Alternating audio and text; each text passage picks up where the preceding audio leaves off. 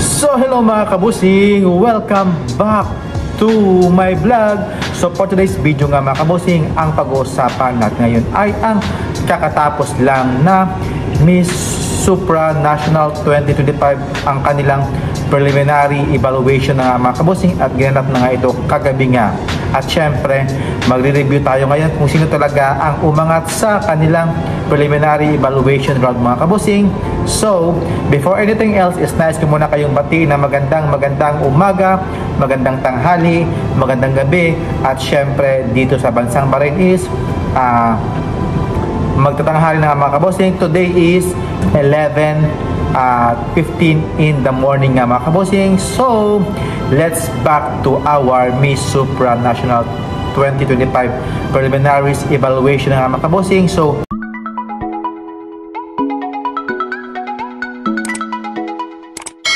aside from our Philippines mga kabosing na si Tara Valencia mga kabosing, ang nag-stand out din talaga ito si South Africa.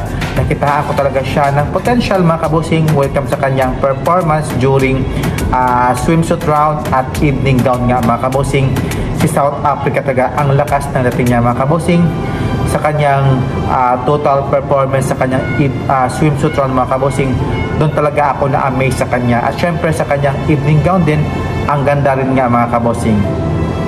At syempre, andyan na nga dyan si Iceland mga kabosing. Grabe mga kabosing. Pagkita ko lang sa kanyang swimsuit round, hindi ganun kabongga yung kanyang execution, pero the way she handle mga kabosing sa stage mga kabosing, very professional. At syempre, ang ganda ng lakad niya, hindi masyadong magalaw, very formal talaga, at ang ganda rin nito mga kabosing ni Iceland. At syempre, andyan na nga dyan si Guatemala mga kabosing. Ang ganda rin ng kanyang face value mga kabosing, super cute niya, pero a little bit worried about her eyes mga kabosing, something na may pagtakot siya or may something afraid na nakikita ko sa kanya. But overall, ang ganda rin ng kanyang evening gown, hindi masyadong bongga, very simple lang na may pagka flowery sa kanyang dito banda sa kanyang hand. At syempre, si Germany mga kabosing, ang ganda ng kanyang lakad, ang tindig niya mga kabosing, super statue mga kabosing, at ang sexy niya doon sa kanyang swimsuit at sa kanyang evening gown na sobrang sexy na nga mga kabosing. At syempre, andyan na nga dyan si Indonesia, ang ganda ng kanyang swimsuit round. Pagdating naman sa evening gown, hindi ko masyadong nagustuhan yung kanyang suot na evening gown. Bakit ganun yung kanyang pinasuot sa preliminary competition? Nag-stand out siya sa swimsuit round. Pagdating sa evening gown, hindi siya talaga nag-stand out. At syempre, andyan na nga dyan si Brazil na sobrang ganda mga kabosing, at na-amaze ako sa kanyang performance sa swimsuit at evening gown nga mga kabosing. Pasok na pasok talaga itong si Brazil. At syempre, andyan na nga dyan si USA na grabe, kahit hindi siya masyadong katangkaran, yung kanyang lakad, the way sa kanyang performance, sobra talagang amaze ako, at napakalakas talaga ng laban itong si USA. I don't know kung sino yung pangalan niya sa swimsuit tsaka sa evening gown. Ang lakas